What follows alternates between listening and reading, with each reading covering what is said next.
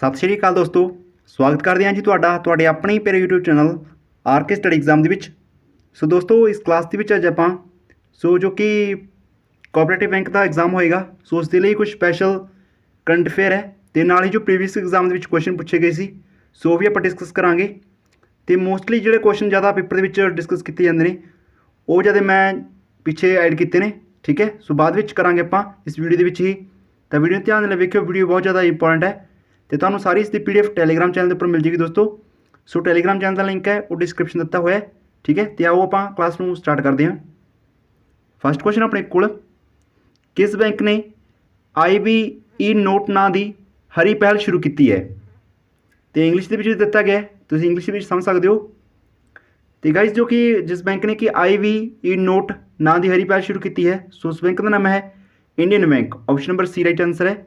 Indian bank ਨੇ ਇਹ ਪਹਿਲ ਸ਼ੁਰੂ ਕੀਤੀ ਹੈ। ਅਤੇ ਜੋ IBE ਨੋਟ ਹੈ ਸੋ ਇਸ ਦੀ ਕੀ ਮੋਟਿਵ ਹੈ ਅਤੇ ਜਾਣਕਾਰੀ ਤੌਰ 'ਤੇ ਤੁਹਾਨੂੰ ਦੱਸ ਦਿੰਦੇ ਹਾਂ। ਇੰਡੀਅਨ ਬੈਂਕ ਨੇ ਪੇਪਰ ਰਹਿਤ ਕੰਮ ਕਰਨ ਦੇ ਮਾਹੌਲ ਨੂੰ ਸਮਰੱਥ ਬਣਾਉਣ ਦੇ ਲਈ IBE ਨੋਟ ਨਾਂ ਦੀ ਹਰੀ ਪਹਿਲ ਸ਼ੁਰੂ ਕੀਤੀ ਹੈ, ਠੀਕ ਹੈ। ਸੋ ਇਸ ਦਾ ਮੋਟਿਵ ਕੀ ਹੈ? ਜੋ ਕਿ ਪੇਪਰ ਰਹਿਤ ਕੰਮ ਕਰਨ ਦੇ ਲਈ ਇਹ ਸਾਧਨ ਵੱਖ-ਵੱਖ ਦਫ਼ਤਰਾਂ ਦੁਆਰਾ ਡਿਜੀਟਲ ਰੂਪ ਦੇ ਵਿੱਚ ਰੱਖੇ ਗਏ ਨੋਟਾਂ ਦੀ ਪ੍ਰੋਸੈਸਿੰਗ ਅਤੇ ਟਰੈਕਿੰਗ ਨੂੰ ਸਮਰੱਥ ਬਣਾਉਂਦਾ ਹੈ, ਠੀਕ ਹੈ ਗਾਇਸ। ਸੋ ਇਸ ਦਾ ਇਹ ਉਦੇਸ਼ ਦੱਸਿਆ ਗਿਆ ਹੈ। ਤਾਂ ਕਰਕੇ ਮੈਂ ਥੋੜ੍ਹੀ ਜਾਣਕਾਰੀ ਨਾਲ ਲਿਖ ਦਿੱਤੀ ਹੈ ਤਾਂ ਤੁਸੀਂ ਜੀ ਕੁਐਸਚਨ ਨੂੰ ਜੋ ਸਮਝਦੇ ਜਾਵੋ। ਅਤੇ ਵੇਖਦੇ ਹਾਂ ਨੈਕਸਟ ਕੁਐਸਚਨ। ਨੈਕਸਟ ਕੁਐਸਚਨ ਦੀ ਗੱਲ ਕਰਦੇ ਹਾਂ, ਕਿਸ ਬੈਂਕ ਨੇ ਨਵਾਂ ਚੇਨਈ ਸਮਾਰਟ ਕਾਰਡ ਇਹ ਲਾਂਚ ਕੀਤਾ ਹੈ? ਸੋ ਇਹ 4-5 ਕੁਐਸਚਨ ਨੇ ਗਾਈਸ, ਕਰੰਟ ਦੇ ਕੁਐਸਚਨ ਨੇ ਅਤੇ ਮੈਂ ਪਹਿਲਾਂ ਐਡ ਕੀਤੇ ਹੋਏ ਨੇ। ਅਤੇ ਦੋਸਤ ਬਹੁਤ ਸਾਰੇ ਕਮੈਂਟ ਕਰਦੇ ਕਿ ਸਰ ਸਾਨੂੰ ਨਿਊਜ਼ ਵਾਸਤੇ ਦੱਸੋ ਕੋਈ ਬੁੱਕ ਜਾਂ ਕੋਈ ਆਪਣੀ ਨਿਊਜ਼ਪੇਪਰ ਹੋਵੇ। ਤਾਂ ਗਾਈਸ ਜੋ ਕੋਈ ਬੈਸਟ ਨਿਊਜ਼ਪੇਪਰ ਹੁੰਦਾ ਹੈ ਦਾ ਹਿੰਦੂ, ਮਾਰਕੀਟ ਦੇ ਵਿੱਚੋਂ ਆਸਾਨੀ ਨਾਲ ਮਿਲ ਜਾਂਦਾ ਉਹ ਦੀ ਹਿੰਦੂ ਨਿਊਜ਼ਪੇਪਰ, ਠੀਕ ਹੈ।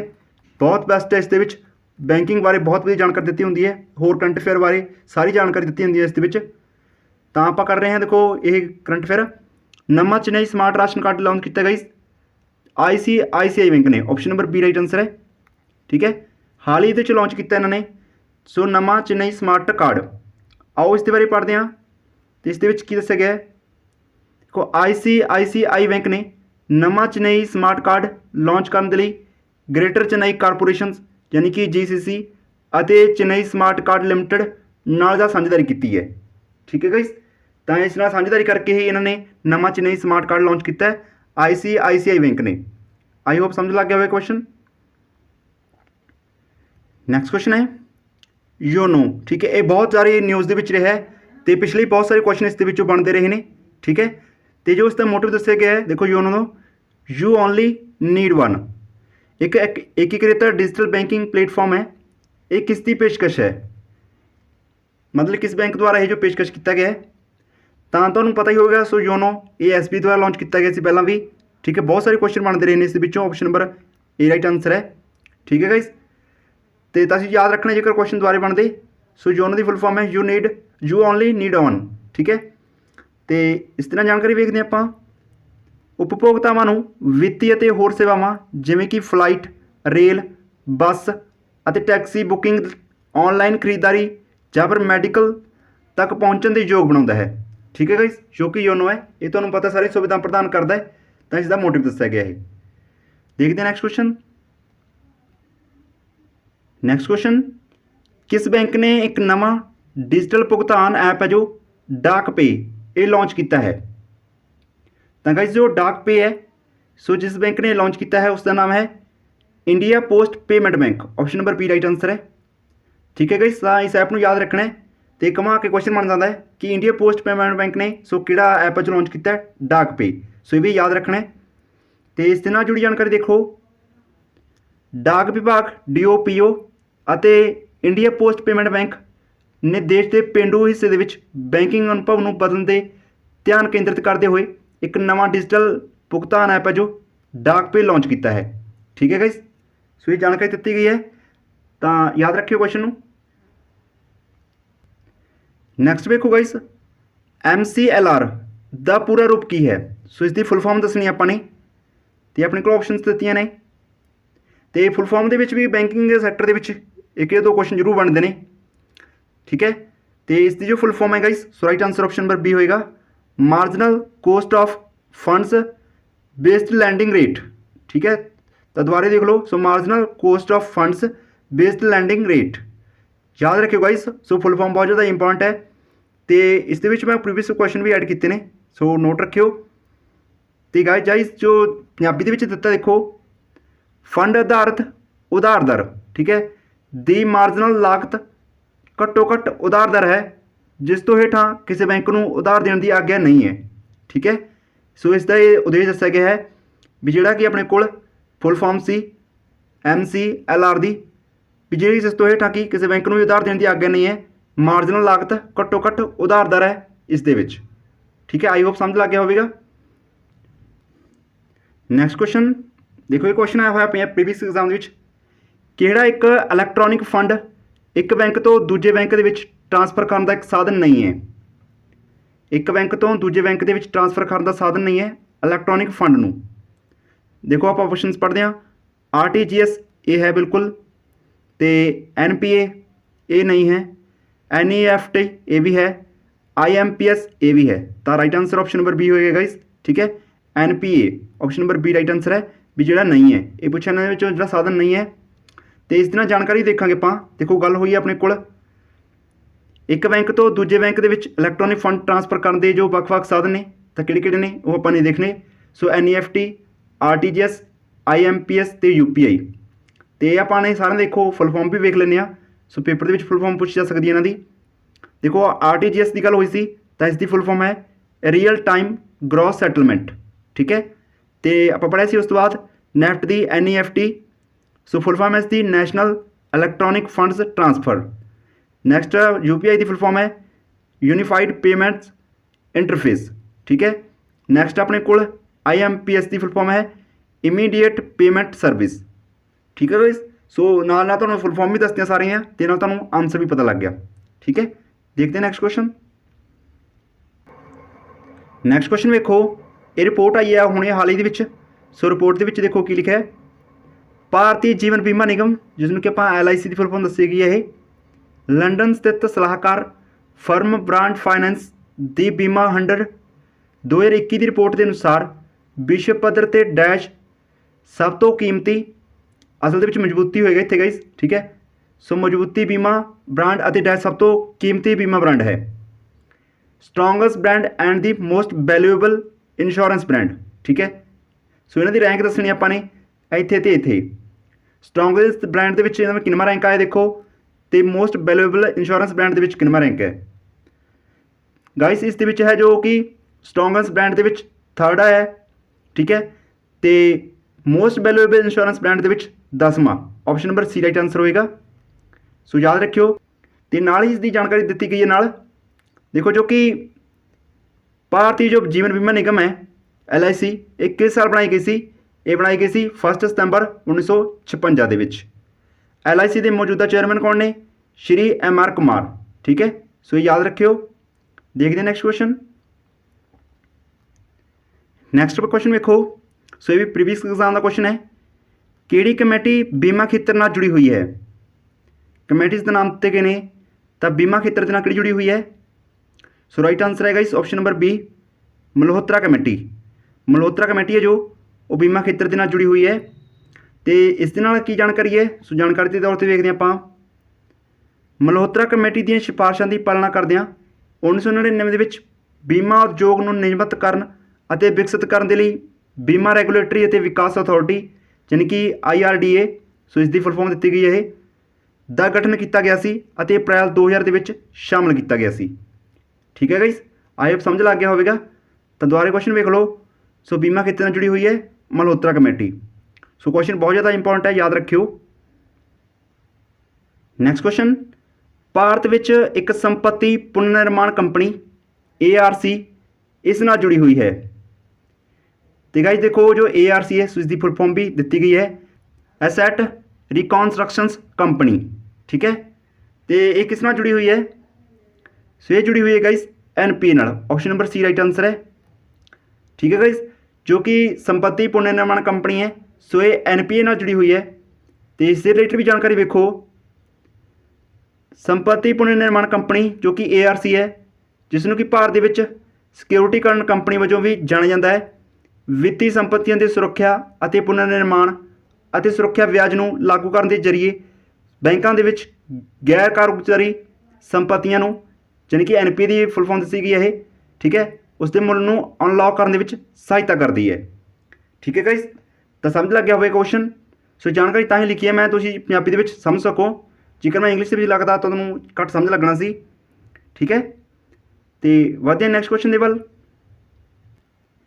ਨੈਕਸਟ ਕੁਐਸਚਨ ਹੈ, ਸੋ ਇਹ ਵੀ ਪ੍ਰੀਵੀਅਸ ਐਗਜ਼ਾਮ ਦੇ ਵਿੱਚ ਕੁਐਸਚਨ ਆਇਆ ਹੋਇਆ ਹੈ। ਦੇਖੋ ਕੁਐਸਚਨ ਕਿੰਨਾ ਇੰਪੋਰਟੈਂਟ ਹੈ। ਬੈਂਕਿੰਗ ਲੋਕਪਾਲ ਯੋਜਨਾ ਨੂੰ ਬੈਂਕਿੰਗ ਰੈਗੂਲੇਸ਼ਨ ਐਕਟ 1949 ਦੇ ਡੈਸ਼ ਦੇ ਅਧੀਨ RBI ਦੁਆਰਾ 1955 ਤੋਂ ਲਾਗੂ ਕੀਤਾ ਗਿਆ ਸੀ। ਤਾਂ ਉਹ ਕਿਹੜਾ ਸੈਕਸ਼ਨ ਸੀਗਾ ਇਸ 1949 ਦਾ? ਦੇਖੋ ਸਨ ਦੇ ਦਿੱਤਾ ਤਾਂ ਹੁਣ ਇੱਥੇ ਪੁੱਛਿਆ ਸਨ ਇਕੱਲਾ, ਤਾਂ ਸਨ ਕਿਹੜਾ ਸੀ? ਸਨ ਤਾਂ 1949 ਸੀ, ਬਟ ਸੈਕਸ਼ਨ ਸੀ ਜਿਹੜਾ 35A। ਸੋ option number B right answer ਹੈ, ਸੈਕਸ਼ਨ 35A। ਠੀਕ ਹੈ ਗਾइस, ਤਾਂ ਬੈਂਕਿੰਗ ਰੈਗੂਲੇਸ਼ਨ ਐਕਟ ਸੀ ਜੋ 1949 ਦੇ ਸੈਕਸ਼ਨ 35A ਦੇ ਅਧੀਨ ਸੋ RBI ਦੁਆਰਾ 1995 ਤੋਂ ਲਾਗੂ ਕੀਤਾ ਗਿਆ ਸੀ। ਤਾਂ 3-4 ਕੁਐਸਚਨ ਬਣ ਜਾਂਦੇ ਨੇ। ਸਨ ਪੁੱਛਿਆ ਸਕਦਾ 1949, ਸੈਕਸ਼ਨ ਹੈ 35A ਤੇ RBI ਦੁਆਰਾ ਲਾਗੂ ਕੀਤਾ ਗਿਆ ਸੀ ਕਿੰਨੇ ਦੇ ਵਿੱਚ? 1995 ਦੇ ਵਿੱਚ। ਠੀਕ ਹੈ, ਤੇ ਇਸ ਦੇ ਨਾਲ ਜੁੜੀ ਜਾਣਕਾਰੀ ਵੇਖ ਲਓ। ਦੇਖੋ ਕੀ ਲਿਖਿਆ ਗਿਆ ਇਸ ਦੇ ਵਿੱਚ।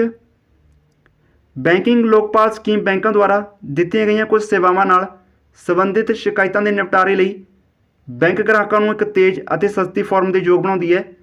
ਬੈਂਕਿੰਗ ਲੋਕਪਾਲ ਸਕੀਮ RBI ਦੁਆਰਾ 1995 ਤੋਂ ਪ੍ਰਭਾਵੀ ਹੋ ਕੇ ਬੈਂਕਿੰਗ ਰੈਗੂਲੇਸ਼ਨ ਐਕਟ 1949 ਦੀ ਧਾਰਾ 35A ਦੇ ਅਧੀਨ ਪੇਸ਼ ਕੀਤੀ ਗਈ ਹੈ। ਠੀਕ ਹੈ, ਯਾਦ ਰੱਖਿਓ ਕੁਐਸਚਨ ਨੂੰ। ਤੇ ਵਧਦੇ ਹਾਂ ਨੈਕਸਟ ਕੁਐਸਚਨ ਦੇ ਵੱਲ। ਨੈਕਸਟ ਕੁਐਸਚਨ ਦੀ ਗੱਲ ਕਰਦੇ ਹਾਂ। ਸਟੇਟ ਬੈਂਕ ਆਫ ਇੰਡੀਆ ਤੋਂ ਬਾਅਦ ਹੇਠ ਲਿਖਿਆਂ ਵਿੱਚੋਂ ਕਿਹੜੇ ਬੈਂਕ ਵਿੱਚ ਸਭ ਤੋਂ ਜ਼ਿਆਦਾ ਦਫ਼ਤਰ ਨੇ, ਯਾਨੀ ਕਿ ਆਫਿਸ ਸਭ ਤੋਂ ਜ਼ਿਆਦਾ ਕਿਸ ਦੇ ਨੇ? ਇਹ ਪੁੱਛਿਆ ਸਟੇਟ ਬੈਂਕ ਆਫ ਇੰਡੀਆ ਤੋਂ ਬਾਅਦ। ਸੋ ਇਹ right answer option number D, Punjab national bank ਦੇ ਗਾइस। ਠੀਕ ਹੈ, ਸਟੇਟ ਬੈਂਕ ਆਫ ਇੰਡੀਆ ਤੋਂ ਬਾਅਦ ਨੇ ਜੋ ਸਭ ਤੋਂ ਜ਼ਿਆਦਾ ਆਫਿਸ ਨੇ ਉਹ ਨੇ ਪੰਜਾਬ ਨੈਸ਼ਨਲ ਬੈਂਕ ਦੇ। ਤੇ ਪੰਜਾਬ ਨੈਸ਼ਨਲ ਬੈਂਕ ਦੇ ਸੰਸਥਾਪਕ ਕੌਣ ਸੀ? ਲਾਲਾ ਲਾਜਪਤ ਰਾਏ। ਠੀਕ ਹੈ, ਨੈਕਸਟ ਵੇਖੋ। ਸੋ ਜਿਸ ਤਰ੍ਹਾਂ ਪੇਪਰ ਦੇ ਵਿੱਚ ਕੁਐਸਚਨ ਬਣ ਜਾਂਦੇ ਨੇ, MDR ਦੇ ਵਿੱਚ M ਦਾ ਕੀ ਅਰਥ ਹੈ? ਤਾਂ ਜੋ MDR ਦੇ ਵਿੱਚ ਜੋ M ਦਾ ਅਰਥ ਹੈ guys, so right answer option number C ਹੋਏਗਾ, ਮਰਚੈਂਟ। ਠੀਕ ਹੈ, ਸੋ M ਦਾ ਅਰਥ ਹੈ ਮਰਚੈਂਟ। ਭਾਰਤੀ ਰਿਜ਼ਰਵ ਬੈਂਕ ਕੋਰ ਬੈਂਕਿੰਗ ਸਮਾਧਾਨ ਪ੍ਰਣਾਲੀ ਕਿਸ ਨਾਮ ਨਾਲ ਜਾਣੀ ਜਾਂਦੀ ਹੈ? ਜੋ ਕਿ RBI ਕੋਰ ਬੈਂਕਿੰਗ ਸਮਾਧਾਨ ਪ੍ਰਣਾਲੀ ਹੈ ਉਹ ਕਿਸ ਨਾਮ ਨਾਲ ਜਾਣੀ ਜਾਂਦੀ ਹੈ? ਮੋਸਟ ਇੰਪੋਰਟੈਂਟ ਕੁਐਸਚਨ ਹੈ ਇਹ ਜਾਣੀ ਜਾਂਦੀ ਹੈ ਈਕੁਵੇਰ ਨਾਲ। Option number B right answer ਹੈ ਗਾइस। ਠੀਕ ਹੈ, ਜੋ ਕਿ RBI ਕੋਰ ਬੈਂਕਿੰਗ ਸਮਾਧਾਨ ਪ੍ਰਣਾਲੀ ਹੈ ਉਹ ਈਕੁਵੇਰ ਦੇ ਨਾਮ ਨਾਲ ਜਾਣੀ ਜਾਂਦੀ ਹੈ। ਸੋ ਨਾਮ ਯਾਦ ਰੱਖਿਓ। ਸੋ ਕੁਐਸਚਨ ਬਹੁਤ ਜ਼ਿਆਦਾ ਇੰਪੋਰਟੈਂਟ ਹੈ। ਨੈਕਸਟ ਕੁਐਸਚਨ, ਵਿੱਤੀ ਸਥਿਰਤਾ ਰਿਪੋਰਟ ਕਿਸ ਸੰਸਥਾ ਦੁਆਰਾ ਜਾਰੀ ਕੀਤੀ ਜਾਂਦੀ ਹੈ? ਸੋ ਗਾइस ਫਿਨਾਂਸ਼ੀਅਲ ਸਟੈਬਿਲਿਟੀ ਰਿਪੋਰਟ ਹੈ ਜੋ ਇਹ ਕਿਸ ਸੰਸਥਾ ਦੁਆਰਾ, ਕਿਸ ਸੰਗਠਨ ਦੁਆਰਾ ਸੋ ਇਹ ਪੇਸ਼ ਕੀਤੀ ਜਾਂਦੀ ਹੈ? ਸੋ ਨਾਮ ਹੈ ਗਾइस IBA। Option number B right answer ਹੈ। ਠੀਕ ਹੈ, ਇੰਡੀਅਨ ਬੈਂਕਸ ਐਸੋਸੀਏਸ਼ਨ। IBA ਸੋ ਫੁੱਲ ਫਾਰਮ ਹੈ ਇੰਡੀਅਨ ਬੈਂਕਸ ਐਸੋਸੀਏਸ਼ਨ, ਜੋ ਕਿ ਵਿੱਤੀ ਸਥਿਰਤਾ ਰਿਪੋਰਟ ਇਹ ਸੰਸਥਾ ਦੁਆਰਾ ਜਾਰੀ ਕੀਤੀ ਜਾਂਦੀ ਹੈ। ਅਤੇ ਇਸ ਦੀ ਜੋ ਸਥਾਪਨਾ ਹੋਈ ਸੀ ਸੋ 1946 ਦੇ ਵਿੱਚ ਕੀਤੀ ਗਈ ਸੀ। ਨੈਕਸਟ ਕੁਐਸਚਨ ਵੇਖੋ, ਤੇ ਇਹ ਕੁਐਸਚਨ ਵੀ ਪ੍ਰੀਵੀਅਸ ਐਗਜ਼ਾਮ ਦੇ ਵਿੱਚ ਆਇਆ ਹੋਇਆ ਹੈ। ਬੈਂਕ ਬੋਰਡ ਬਿਊਰੋ ਸੋ BBB, ਜਿਸ ਤੋਂ ਇਸ ਦੀ ਫੁੱਲ ਫਾਰਮ ਵੀ ਪੁੱਛੀ ਜਾ ਸਕਦੀ ਹੈ। ਦੇਖੋ ਸੋ ਇਸ ਦੀ ਫੁੱਲ ਫਾਰਮ ਹੈ ਬੈਂਕਸ ਬੋਰਡ ਬਿਊਰੋ। ਤਾਂ ਇਸ ਦੇ ਕੁੱਲ ਕਿੰਨੇ ਮੈਂਬਰ ਨੇ? How many members? ਤਾਂ ਇਸ ਦੇ ਮੈਂਬਰ ਨੇ ਗਾइस 7। Option number C right answer ਹੈ। 7 ਮੈਂਬਰ ਨੇ ਬੈਂਕ ਬੋਰਡ ਬਿਊਰੋ ਦੇ। ਠੀਕ ਹੈ, BBB ਦੇ ਜੋ ਮੈਂਬਰ ਨੇ ਸੋ 7।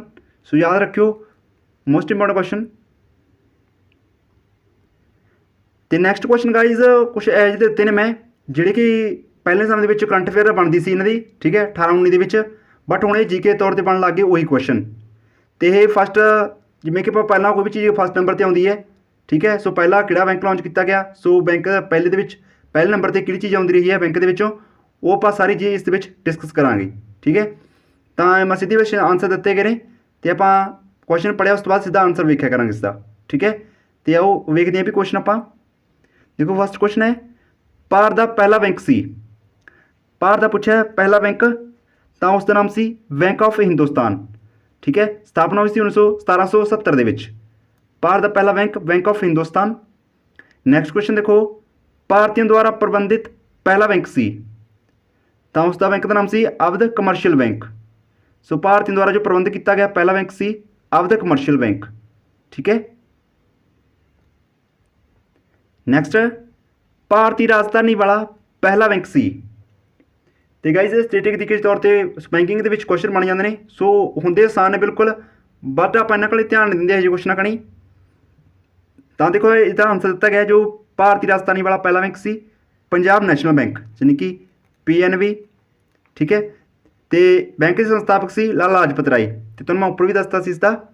ਸੋ ਭਾਰਤੀ ਰਾਜਧਾਨੀ ਵਾਲਾ ਪਹਿਲਾ ਬੈਂਕ ਸੀ ਪੰਜਾਬ ਨੈਸ਼ਨਲ ਬੈਂਕ। ਭਾਰਤ ਦੇ ਵਿੱਚ ਪਹਿਲਾ ਵਿਦੇਸ਼ੀ ਬੈਂਕ ਹੈ HSBC, ਸੋ ਜਿਸ ਦੀ ਫੁੱਲ ਫਾਰਮ ਹੈ ਤਾਂ ਵੇਖੋ ਦਾ Hong Kong and Shanghai banking corporation. HSBC ਜਿਹੜਾ ਕਿ ਭਾਰਤ ਦੇ ਵਿੱਚ ਪਹਿਲਾ ਵਿਦੇਸ਼ੀ ਬੈਂਕ ਹੈ। ਠੀਕ ਹੈ। ਇਹ ਕੁਐਸਚਨ ਬਹੁਤ ਜ਼ਿਆਦਾ ਇੰਪੋਰਟੈਂਟ ਹੈ, ਇਸ ਨੂੰ ਯਾਦ ਰੱਖਿਓ। ਭਾਰਤ ਦੇ ਵਿੱਚ ਪਹਿਲਾ ਵਿਦੇਸ਼ੀ ਬੈਂਕ HSBC, ਸੋ ਫੁੱਲ ਫਾਰਮ ਹੈ ਦੀ Hong Kong and Shanghai banking corporation. Next question, ISO certificate ਪ੍ਰਾਪਤ ਕਰਨ ਵਾਲਾ ਪਹਿਲਾ ਬੈਂਕ ਹੈ ਇੰਡੀਅਨ ਸਟੈਂਡਰਡ ਆਰਗੇਨਾਈਜੇਸ਼ਨ ISO। ਸੋ ਇਸ ਦਾ ਸਰਟੀਫਿਕੇਟ ਪ੍ਰਾਪਤ ਕਰਨ ਵਾਲਾ ਜੋ ਪਹਿਲਾ ਬੈਂਕ ਹੈ ਕੈਨਰਾ ਬੈਂਕ। ਠੀਕ ਹੈ। ਸੋ ਦਿਖ ਰਿਹਾ ਹੋਵੇਗਾ ਤੁਹਾਨੂੰ, ਸੋ ਕੈਨਰਾ ਬੈਂਕ ਜਿਸ ਨੇ ਕਿ ISO ਸਰਟੀਫਿਕੇਟ ਦਿੱਤਾ ਸੀ, ਸੋ ਪਹਿਲਾ ਬੈਂਕ ਹੈ ਇਹ। ਭਾਰਤ ਤੋਂ ਬਾਹਰ ਪਹਿਲਾ ਭਾਰਤੀ ਬੈਂਕ ਹੈ, ਭਾਰਤ ਤੋਂ ਬਾਹਰ ਜੋ ਪਹਿਲਾ ਭਾਰਤੀ ਬੈਂਕ ਹੈ ਉਹ ਹੈ ਬੈਂਕ ਆਫ ਇੰਡੀਆ। ਠੀਕ ਹੈ ਗਾਇਸ। ATM ਪੇਸ਼ ਕਰਨ ਵਾਲਾ ਪਹਿਲਾ ਬੈਂਕ ਹੈ ਤਾਂ ਉਹੀ ਹੈ ਦੇਖੋ HSBC। ਠੀਕ ਹੈ। ਸਥਾਪਨਾ 1987 ਦੇ ਵਿੱਚ ਮੁੰਬਈ ਦੇ ਵਿੱਚ ਇਹ ਪੇਸ਼ ਕੀਤਾ ਗਿਆ ਸੀ। ਤਾਂ ਇਹੋ ਜਿਹੇ ਕੁਐਸਚਨ ਬਣ ਜਾਂਦੇ ਨੇ ਕਈ ਵਾਰ। ਸੋ ATM ਪੇਸ਼ ਕਰਨ ਵਾਲਾ ਪਹਿਲਾ ਬੈਂਕ ਸੀ HSBC। ਨੈਕਸਟ ਦੇਖੋ, ਪਹਿਲਾ ਬੈਂਕ ਜਿਸ ਦਾ ਸੰਯੁਕਤ ਰਾਸ਼ਟਰ ਸਟਾਕ ਪਬਲਿਕ ਬੈਂਕ ਹੈ, ਜਿਸ ਦਾ ਸੰਯੁਕਤ ਸਟਾਕ ਪਬਲਿਕ ਬੈਂਕ ਹੈ ਉਹ ਹੈ ਇਲਾਹਾਬਾਦ ਬੈਂਕ। ਇਹ ਸਭ ਤੋਂ ਪੁਰਾਣਾ ਮੰਨਿਆ ਗਿਆ ਹੈ ਤੇ ਤੁਹਾਨੂੰ ਪਤਾ ਵੀ ਹੋਵੇਗਾ। ਠੀਕ ਹੈ ਗਾਇਸ। ਸੋ ਯਾਦ ਰੱਖਿਓ, ਸੋ ਪਹਿਲਾ ਬੈਂਕ ਜਿਸ ਦਾ ਕਿ ਸੰਯੁਕਤ ਸਟਾਕ ਪਬਲਿਕ ਬੈਂਕ ਹੈ, ਸੋ ਇਲਾਹਾਬਾਦ ਬੈਂਕ, ਤੇ ਸਭ ਤੋਂ ਪੁਰਾਣਾ ਬੈਂਕ। ਨੈਕਸਟ ਹੈ, ਪਹਿਲਾ ਯੂਨੀਵਰਸਲ ਬੈਂਕ ਹੈ, ਪਹਿਲਾ ਯੂਨੀਵਰਸਲ ਬੈਂਕ ਹੈ ਗਾइस ICICI ਬੈਂਕ। ठीक है। Industrial credit and investment corporation of India. ठीक है। सो ICICI industrial credit and investment corporation of India पहला यूनिवर्सल बैंक है। नैक्सट क्वेश्चन, बचत खाता पेश करने वाला पहला बैंक है तो वह है गाइस प्रेजिडेंसी बैंक। सो 1833 के स्थापित किया गया सी। ठीक है। बचत खाता पेश करने वाला पहला बैंक प्रेजिडेंसी बैंक। सो बहुत सारे अपन जो बैंक पहला से स्थापित किए गए उन्होंने बारे पता भी नहीं है देखो, बट अपन जो क्वेश्चन आ जाए तो अपन बिल्कुल पता नहीं होएगा। ठीक है। तो ये थोड़े थोड़े क्वेश्चन है, सो उन्होंने याद रखियो। नैक्सट देखो, चैक प्रणाली पेश करने वाला पहला बैंक है सो है बंगाल बैंक। 1833 होया सी है। सो चैक प्रणाली पेश करने वाला पहला bank Bengal bank. Next question देखो, इंटरनेट बैंकिंग सहूलत देने वाला पहला बैंक है। देखो ये क्वेश्चन कितना इंपॉर्टेंट है। तो इंटरनेट बैंकिंग सहूलत देने वाला पहला बैंक है ICICI बैंक। ठीक है। ICICI बैंक जिसने कि इंटरनेट बैंकिंग सहूलत दी सी ते देने वाला पहला बैंक बनया सी ये। तो कदे क्वेश्चन गाइज करंट अफेयर के होंगे सी। ठीक है। चलते चलते क्वेश्चन एवं ही GK के तौर पर बन गए। तो हुण आपां जो करंट अफेयर कर रहे हैं यही एक अगे टाइम के जाके GK बन जाएंगे। तो ये क्वेश्चन इंपॉर्टेंट होंगे ने। म्यूचुअल फंड बेचण वाला पहला बैंक है तो ये तो तुहानूं पता ही होगा। सो स्टेट बैंक ऑफ इंडिया है। नैक्सट है, क्रेडिट कार्ड जारी करने वाला पहला बैंक है। सो क्रेडिट कार्ड जारी करने वाला पहला बैंक है सेंट्रल बैंक ऑफ इंडिया। ठीक है। क्रेडिट कार्ड जिसने जारी किया सी पहला bank central bank of India. पहला डिजिटल बैंक है सो डिजिटलाइजेशन बैंक का होया सी पहली बार। सो है डिजी बैंक। डिजी बैंक है पहला डिजिटल बैंक। देखो इतने भी डिजी आ रहा है, इतने भी डिजी, तो साना याद रखना। नैक्सट है, पहला पेंडू खेतरी बैंक है सो है ग्रामीण बैंक। ठीक है। या फिर उन्होंने प्रथा बैंक भी कह देंगे सी। सो किस दे द्वारा प्रायोजित किया गया सी सिंडीकेट बैंक द्वारा। ठीक है। तो याद रखियो ये तो आसान है। सो अपन पता ही आम सिद्धांतिक बैंकिंग लाइसेंस प्राप्त करने वाला पहला बैंक है। सिद्धांतिक तौर पर जिसने कि लाइसेंस प्राप्त किया सी सो किहड़ा बैंक सी IDFC ਬੈਂਕ ਅਤੇ ਬੰਧਨ ਬੈਂਕ ਸੀ। ਸੋ ਇਹ ਦੋਨੇ ਬੈਂਕ ਸੀ ਜਿਹੜੇ ਕਿ ਸਿਧਾਂਤਿਕ ਤੌਰ ਤੇ ਬੈਂਕਿੰਗ ਲਾਇਸੈਂਸ ਪ੍ਰਾਪਤ ਕਰਨ ਵਾਲੇ ਪਹਿਲੇ ਬੈਂਕ ਸੀ ਇਹ IDFC ਅਤੇ ਬੰਧਨ ਬੈਂਕ। ਠੀਕ ਹੈ। ਨੈਕਸਟ ਵੇਖੋ, ਭਾਰਤ ਦੇ ਵਿੱਚ ਵਪਾਰੀ ਬੈਂਕਿੰਗ ਦੀ ਸ਼ੁਰੂਆਤ ਕਰਨ ਵਾਲਾ ਪਹਿਲਾ ਬੈਂਕ ਹੈ ਤਾਂ ਉਹ ਦੇਖੋ ਬੈਂਕ ਹੈ ਗ੍ਰੇਟ ਲੇਸ ਬੈਂਕ।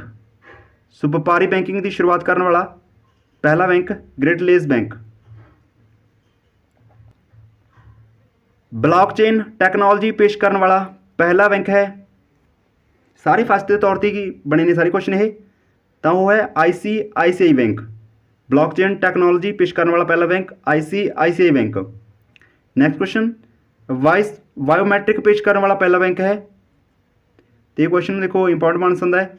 ਦੇਖੋ ਵਾਇਸ ਬਾਇਓਮੈਟ੍ਰਿਕ, ਸੋ ਉਸ ਬੈਂਕ ਦਾ ਨਾਮ ਹੈ ਸਿਟੀ ਬੈਂਕ। ਸਿਟੀ ਬੈਂਕ ਨੇ ਪਹਿਲੀ ਵਾਰ ਸੋ ਬਾਇਓਮੈਟ੍ਰਿਕ ਪੇਸ਼ ਕੀਤਾ ਸੀ। ਨੈਕਸਟ ਕੁਐਸਚਨ ਦੇਖੋ, ਲਾਸਟ ਕੁਐਸਚਨ ਹੈ ਜੀ ਆਪਣੇ ਕੋਲ ਇਹ, ਬੈਂਕਿੰਗ ਸੇਵਾ ਦੇ ਵਿੱਚ ਰੋਬੋਟ ਪੇਸ਼ ਕਰਨ ਵਾਲਾ ਪਹਿਲਾ ਬੈਂਕ ਹੈ। ਇਹ ਵੀ ਕੁਐਸਚਨ ਦੇਖੋ ਸੋ 17-18 ਦੇ ਵਿੱਚ ਸ਼ਾਇਦ ਕਰੰਟ ਅਫੇਅਰ ਬਣਿਆ ਸੀ ਕੁਐਸਚਨ, ਤਾਂ ਹੁਣ ਦੇਖੋ ਜੀ ਕਿਹਦੇ ਬਣ ਗਿਆ HDFC ਬੈਂਕ। ਠੀਕ ਹੈ ਗਾਇਸ, HDFC ਬੈਂਕ। ਸੋ ਇਹ ਰੋਬੋਟ ਪੇਸ਼ ਕਰਨ ਵਾਲਾ ਪਹਿਲਾ ਬੈਂਕ ਸੀ। ਸੋ ਕਰੰਟ ਅਫੇਅਰ ਪਹਿਲਾਂ ਕਰਾਇਆ ਕਰਦੀ ਸੀ ਤਾਂ ਮੈਨੂੰ ਕੁਛ ਯਾਦ ਹੈ। ਸੋ ਇਹ ਮੈਂ ਕੁਐਸਚਨ ਕਰਾਇਆ ਸੀ, ਰੋਬੋਟ ਪੇਸ਼ ਕਰਨ ਵਾਲਾ ਪਹਿਲਾ ਬੈਂਕ HDFC ਬੈਂਕ। ਤਾਂ ਇਹ ਕੁਐਸਚਨ ਪੁੱਛਿਆ ਜਾ ਸਕਦਾ ਹੈ, ਸੋ ਇੰਪੋਰਟੈਂਟ ਹੈ। ਤੇ ਦੇਖੋ ਜਿੰਨੇ ਵੀ ਕੁਐਸਚਨ ਤੁਹਾਨੂੰ ਇਸ ਵੀਡੀਓ ਦੇ ਵਿੱਚ ਕਰਾਏ ਨੇ ਸੋ ਲਗਭਗ ਸਾਰੇ ਹੀ ਇੰਪੋਰਟੈਂਟ ਨੇ। ਸੋ ਕੁਐਸਚਨ ਕਿਤੋਂ ਵੀ ਪੁੱਟ ਹੋ ਸਕਦਾ ਹੈ। ਠੀਕ ਹੈ, ਤੇ ਲਗਭਗ ਆਪਣੇ ਸੋ 50 ਦੇ ਕੁਐਸਚਨ ਤੁਹਾਨੂੰ ਕਰਾਤੇ ਇਸ ਵੀਡੀਓ ਦੇ ਵਿੱਚ। ਆਈ ਹੋਪ ਸਮਝ ਵੀ ਲੱਗ ਗਏ ਹੋਣਗੇ। ਤੇ ਜੇਕਰ ਵੀਡੀਓ ਵਧੀਆ ਲੱਗੀ ਹੈ ਪਲੀਜ਼ ਵੀਡੀਓ ਨੂੰ ਵੱਧ ਤੋਂ ਵੱਧ ਲਾਈਕ ਕਰਿਓ ਤੇ ਇਸ ਵੀਡੀਓ ਨੂੰ ਦੋਸਤਾਂ ਨਾਲ ਵੱਧ ਤੋਂ ਵੱਧ ਸ਼ੇਅਰ ਕਰਿਓ। ਚੈਨਲ ਦੇ ਨਵੇਂ ਜੁੜੇ ਹੋ ਚੈਨਲ ਨੂੰ ਸਬਸਕ੍ਰਾਈਬ ਕਰਕੇ ਨਾਲ ਵਾਲੀ ਬੈਲ ਆਈਕਨ ਨੂੰ ਪ੍ਰੈਸ ਕਰ ਲਿਓ, ਸੋ ਤਾਂ ਜੋ ਤੁਹਾਨੂੰ ਸੋ ਜਿੰਨੇ ਵੀ ਪੰਜਾਬ ਦੇ ਐਗਜ਼ਾਮ ਨੇ ਤੁਸੀਂ ਸਾਡੇ ਨਾਲ ਜੁੜ ਕੇ ਸੋ ਉਹਨਾਂ ਦੀ ਚੰਗੀ ਤਿਆਰੀ ਕਰ ਸਕੋ। ਠੀਕ ਹੈ, ਤੇ ਤੁਹਾਡੇ ਲਈ ਸੋ ਚੰਗੇ ਬਿਹਤਰ ਵੀਡੀਓ ਲਿਆਉਣ ਦੀ ਕੋਸ਼ਿਸ਼ ਕਰਦੇ ਰਹਾਂਗੇ ਅੱਗੇ ਵੀ। ਤੇ ਗਾਈਸ ਇਸ ਦਾ ਪਹਿਲਾ ਪਾਰਟ ਦਿੱਤਾ ਸੀ ਮੈਂ, ਤੇ ਤੁਸੀਂ ਜਾ ਕੇ ਪਲੇਲਿਸਟ ਵਿੱਚ ਚੈੱਕ ਕਰ ਲਿਓ। ਸੋ ਉਸ ਦਾ ਫਸਟ ਪਾਰਟ ਵੀ ਬਹੁਤ ਜ਼ਿਆਦਾ ਪਿਆਰ ਮਿਲਿਆ ਸੀ, ਤੇ ਨੈਕਸਟ ਇਸ ਕਰਕੇ ਪਾਰਟ ਲਏ ਆ। ਸੋ ਇਹ ਵੀ ਤਿਆਰੀ ਜੋ ਰੈਗੂਲਰ ਚੱਲਦੀ ਰਹੇ। ਠੀਕ ਹੈ, ਤੇ ਨੈਕਸਟ ਅੱਗੇ ਵੀ ਤੁਹਾਡੇ ਲਈ ਹੋਰ ਵੀਡੀਓ ਲਿਆਂਦੀ ਰਹਾਂਗੇ ਇਸ ਤਰ੍ਹਾਂ। ਠੀਕ ਹੈ, ਸੋ ਨੀਚੇ ਫੀਡਬੈਕ ਜ਼ਰੂਰ ਦਿਓ ਕਮੈਂਟ ਬਾਕਸ ਦੇ ਵਿੱਚ। ਸੋ ਵੀਡੀਓ ਕਿਵੇਂ ਲੱਗੀ, ਸੋ ਮਿਲਦੇ ਹਾਂ ਨੈਕਸਟ ਟਾਈਮ ਨੈਕਸਟ ਵੀਡੀਓ ਦੇ ਵਿੱਚ। Okay, thank you, thanks for watching.